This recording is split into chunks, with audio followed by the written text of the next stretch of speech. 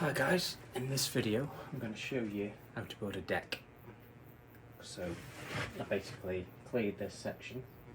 This used to be all shrubs, pretty much like what you see there.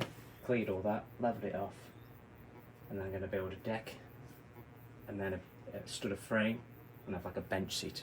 I'll show you that. But more importantly, how to build a deck by yourself. So there's two ways, well there's quite a few ways of doing it really.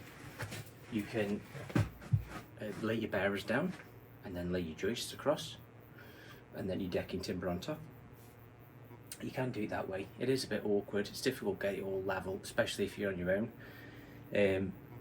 One way I do it, especially this works really good for large decking areas, is basically I build a stud frame. So imagine like pretty much like a stud wall. So you've got your bottom plate, top plate, and then your common studs. And imagine that laying down. But what I do is cut it into, depending on the size of it, whether it be in half or in 4 sections. And then that way you've literally got a massive deck area, split it into 4, and you've got these small stud frames that you drop in. Now, and the beauty with doing it in the frames is when you've got your 2 studs together, you sandwich them together, screw them up, bolt them, whichever you fancy.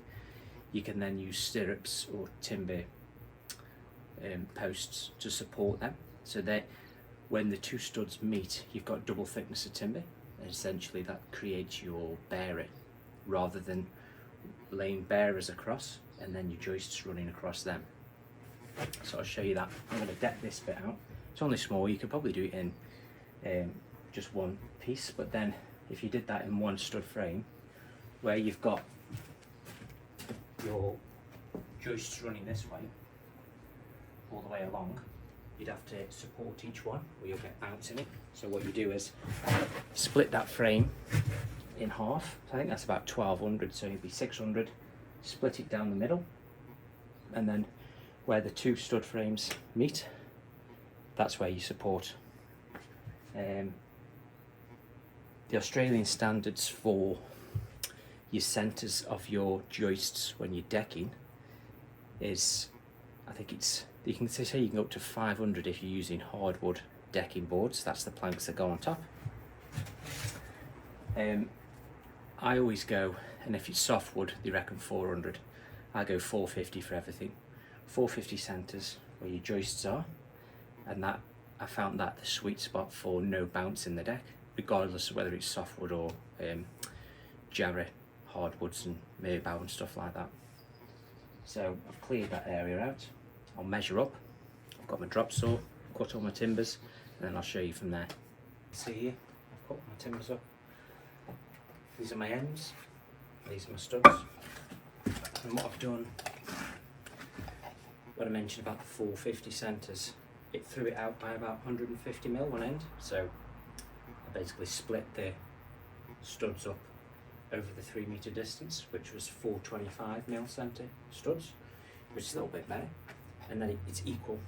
And the reason I didn't want a short one at the end is when I'm fixing my decking planks on top of this frame, I want my screws to all be in line and nice and neat, whereas if I'd gone with the 450, I'd have a short stud at the end and then it wouldn't be equal over the distance. So that's why I've shortened them to 425. So what I'll do now, I'll stand these up, I'll put the top plates on, and I'll screw them. You can nail them if you want. I've just got a heap of class 4 galvanised bugles, so I'll just screw all mine, bugle them all up, and then I'll show you once it's all together and how we level it up.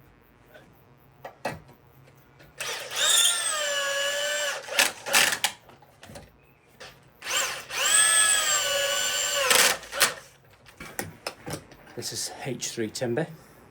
So H3 is for outside, basically above ground, occasional wetting.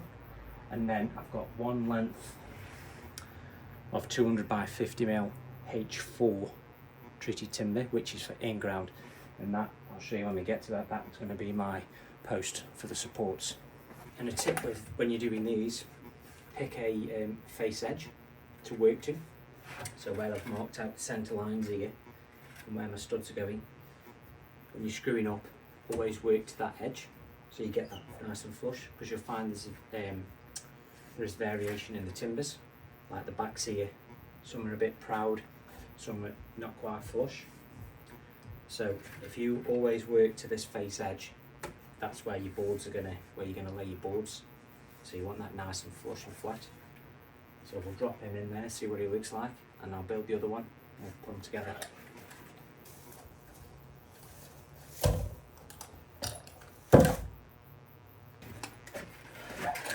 Right, so we'll drop this one in.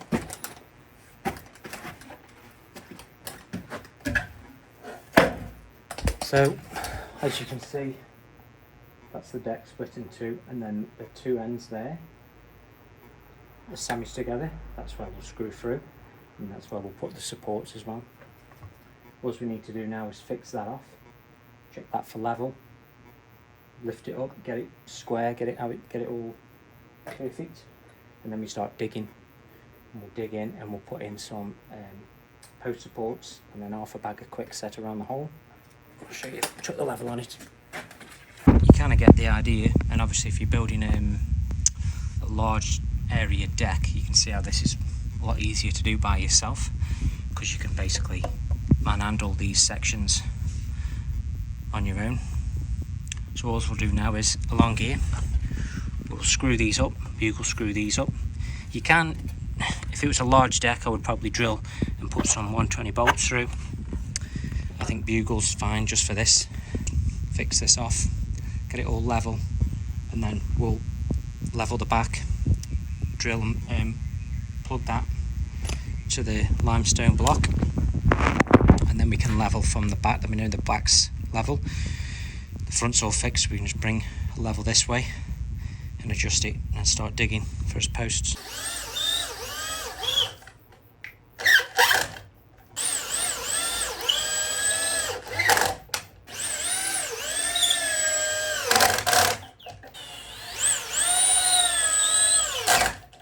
Right, so what we're going to do now, this is all fixed off down here, that's all solid, that's going to be our centre main support. What we're going to do is, it's currently sitting on the ground, which is what you want so we can get the levels, but you don't want to fix it and leave it sitting on the ground. You want to get an air gap underneath it, which we will do, but the beauty with this is you drop the frame down, you get it level, and you use the ground to hold it for you. So we'll fix this back end off, we'll lift it up a bit, we'll fix that back end off, and then we'll come through and we'll lift this, mount it, pack that underneath, get that nice and level, and then we'll start putting the posts in. Just going to use some offcuts and block to pack it up.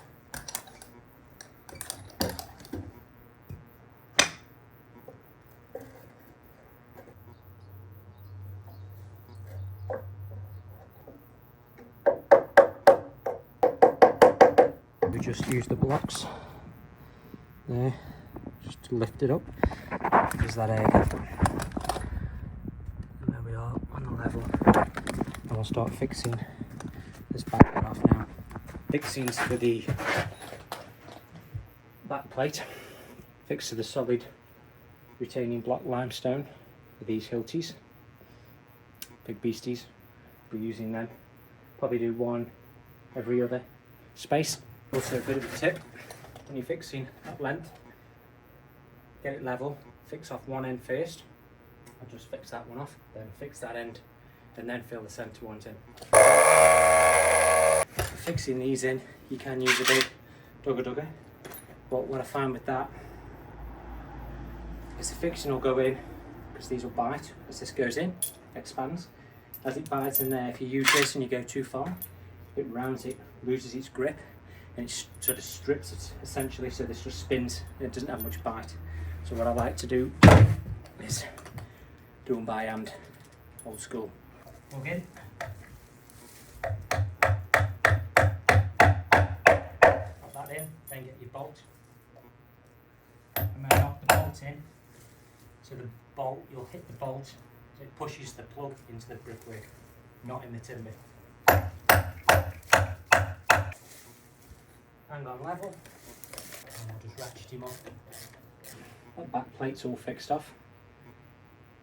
And I'll show you one of the beauties with doing this frame is if you're using a drop saw or chop saw for your cuts and everything's nice and square and true, then once everything's screwed together, when you fix off one line, you're not far off level. You're not messing around with bearers trying to level and corners and all this.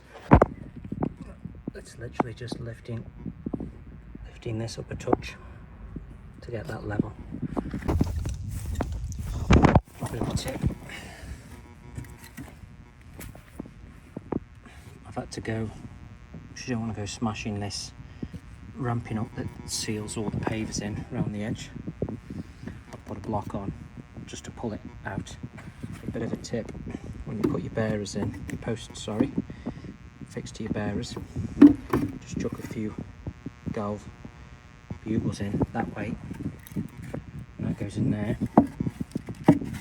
You fix that off to there, like I've done that end, just over there. Bugle through this way, and then these, when this is filled with concrete in here, they'll bite onto that, stop the sort of lateral movement up and down.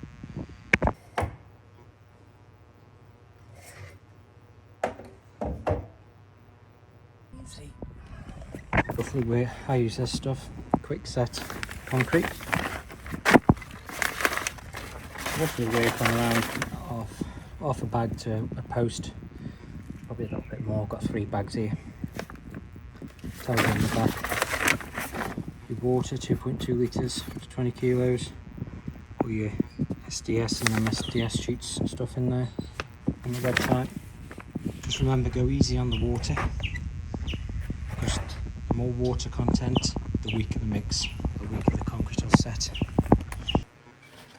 Alright guys, now the deck's all done, I'm going to build the frame for the bench seat, which is this front section. It's going to be on here, up, and then sides on, and this is going to open back here, but I'm going to build like a backrest here as well.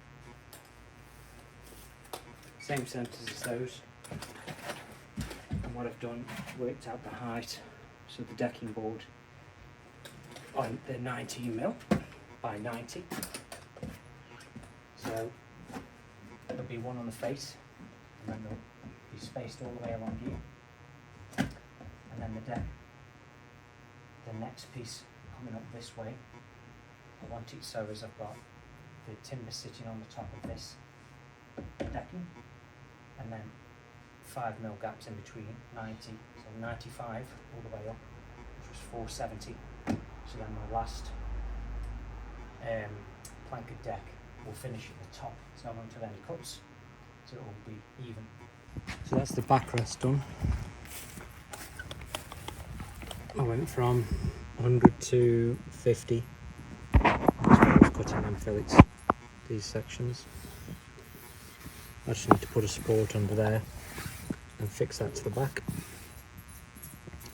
And then what I'm going to do here, because obviously this is going to be open in 2 sections, so this will effectively be the bench seat.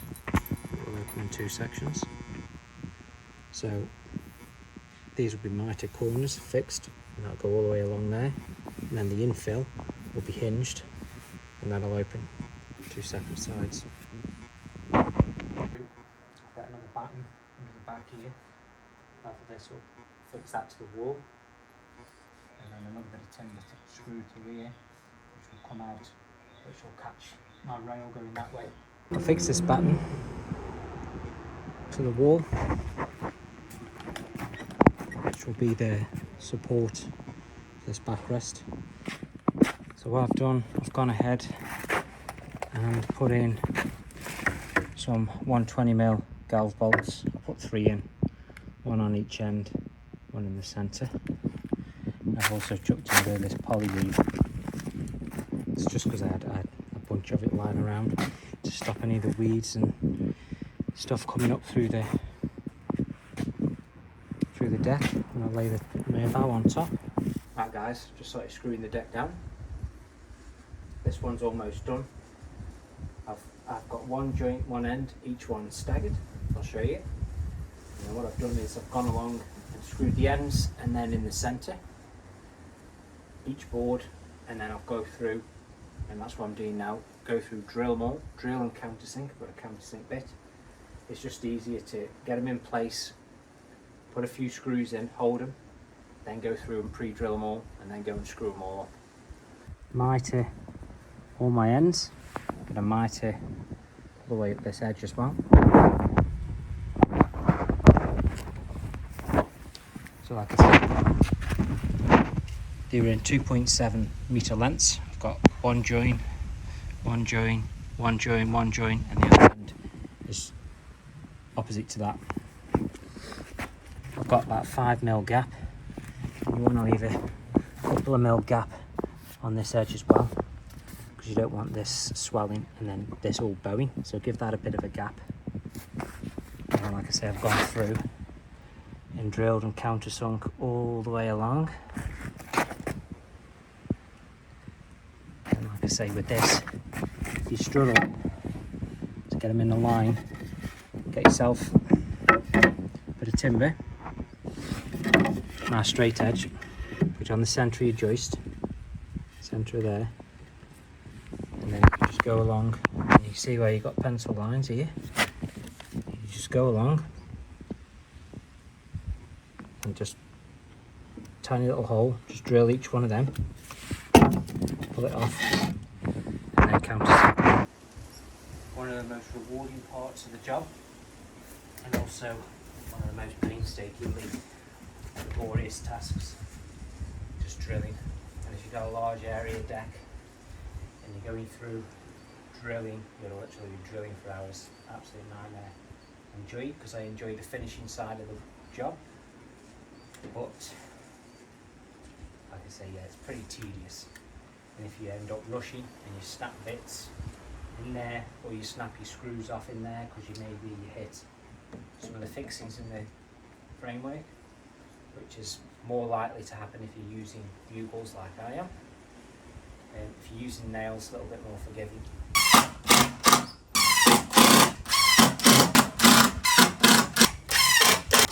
So deck this section, that's all fixed down. I've just got to screw off the front edge. I haven't done that yet.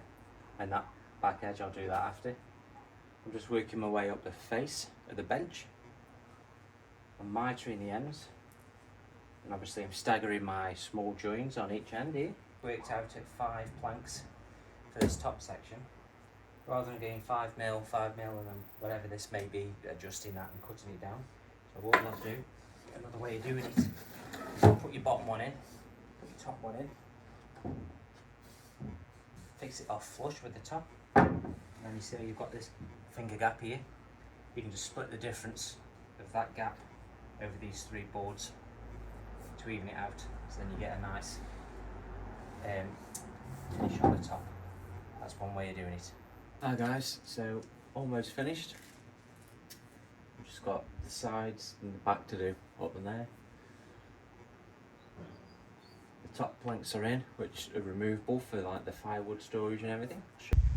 So I basically just mitered all these rather than, because what normally you probably could just finish this edge here and then butt jointed this one up, but then you'll see the end grain. This is just a little bit of a neater way of doing it. You can see I've sort of picture framed the bench seat area, and then these lift out. They just both then just lift out. I didn't want another stud down this side. See how I've got this stud here supporting this end? I didn't want one down here because it's going to just restrict the amount of firewood and stuff that I can get in here. So it's fixed off on this warp batten at the back. It's fixed to the wall there. And then I bugle screwed this out here, picked up that end. My timber goes all the way along. Got another support under there, and this, I'll show you this. It wasn't good here, so just refix this with the batten underneath.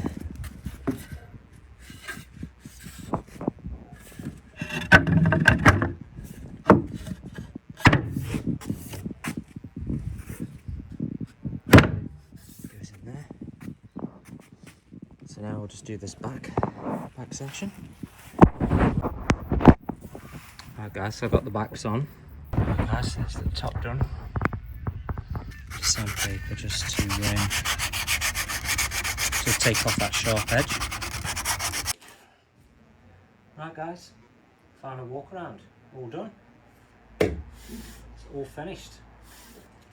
I just need, I'll show you a little walk around now, but with this Meerbow, I've got the sealant. I'll show you what I've got to oil it up.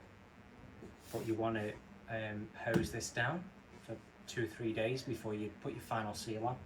Because what you'll find, and I'll show you up close, got a lot of tanning in this, and it bleeds and it just all runs out. Marks. You see all this here?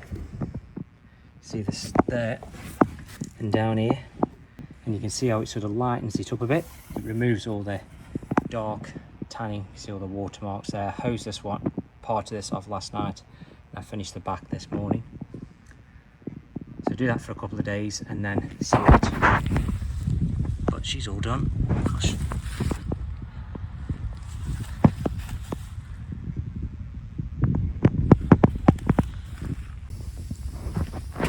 Right guys, so now I'm just going to hose this all down. I'll show you what I bought. Just this Cabot's Aqueduct. Comes in this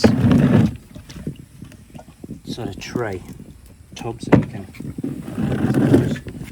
and then a landfill applicator. Once you've hosed it off, it's all pretty much coming off clear. Then you can go and treat it with a few coats of the oil.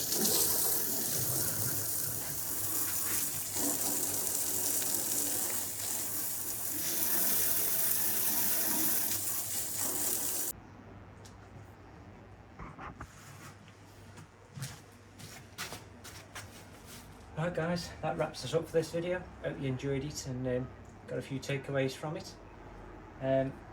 Cost wise, $1,200 was the all Australian dollars. That was the total spend. That was the timber, the Meerbow hardwood deck, the sealer and all their fixings, the stainless screws and everything. So all up $1,200. So yeah, hope you learned something. And don't forget, like, share, subscribe, all that goodness really helps us out. Cheers guys.